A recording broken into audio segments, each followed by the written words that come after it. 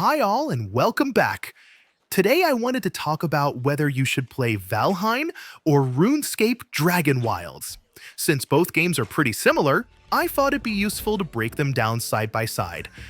I hesitated a bit before making this video. Comparing two games usually leads to backlash from both fan bases.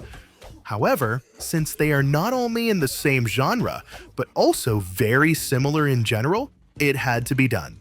So here we are. Let's start with the basics. Both are survival games where you begin with nothing.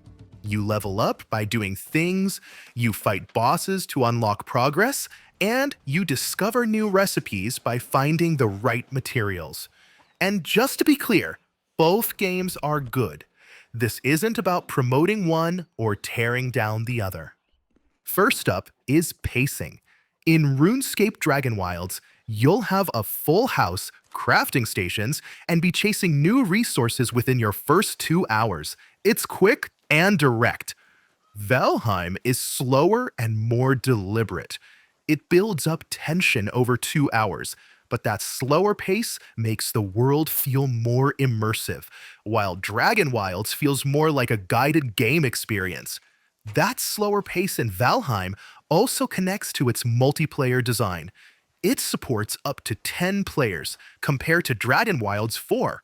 That extra headcount means you can split up tasks. Some players gather, others build, and progress still feels natural.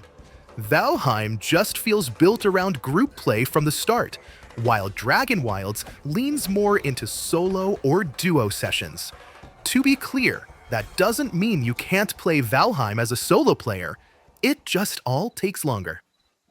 Although when you're playing solo, you can always increase the resource abundance in Valheim. Anyway, let's move on to the next topic. Accessibility. Accessibility is an area where DragonWilds pulls ahead. Menus are cleaner, stats are easier to find, and overall, they just look a little better. On top of that, the magic in DragonWilds helps make some early grinding easier. However, that doesn't matter as much if you've played survival games before. Since you know how it works, you don't need a lot of these improvements and are used to the resource grind. Now, let's talk about content. When it comes to content, Valheim is miles ahead, at least for now. It's been out longer and has 6 biomes, over a dozen crafting stations, taming, farming, boat building, food buffs, and deep building mechanics with structural physics. Just progressing through the game can easily take over 100 hours even before you touch multiplayer or updates. DragonWilds, being in early access, offers about 20 to 30 hours of content right now. There's one main region, a few dungeons, and one major boss. Its crafting and building systems are solid, but right now there are fewer building pieces, fewer stations, no taming or boats. It's a strong starting point, but if you want something with depth and long-term goals, Valheim is much further along. We should also talk about combat. Valheim keeps things grounded. Early on, it's melee, bows, and shields. Magic does exist, but it's locked behind late-game content and specific gear. Most players won't see it for dozens of hours. DragonWilds is different. Magic is part of the experience from the start, but it starts out mostly supportive. You'll use spells to chop trees, summon food, or build at range.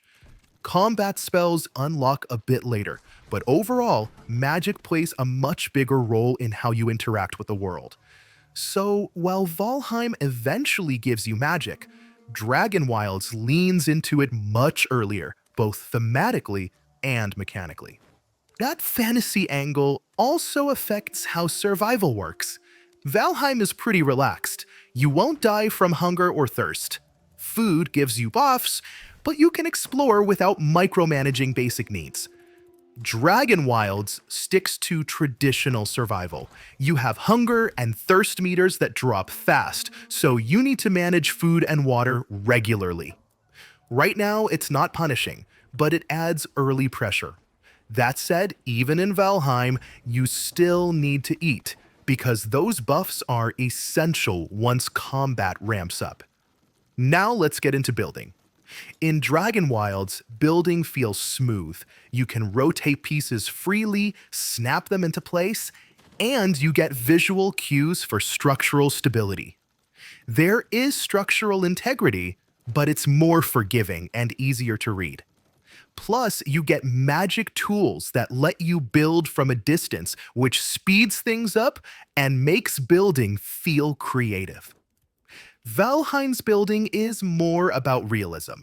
You need proper support beams, your structure can collapse if built wrong, and fires need chimneys or the smoke will hurt you. It's more complex and takes some trial and error, but when you get it right, it feels rewarding. So here's the bottom line. If you want immersion, grounded systems, and a ton of content, go with Valheim, especially if you've already played a few survival games. If you're newer to the genre, or just want something a little smoother and faster, DragonWilds is a great starting point.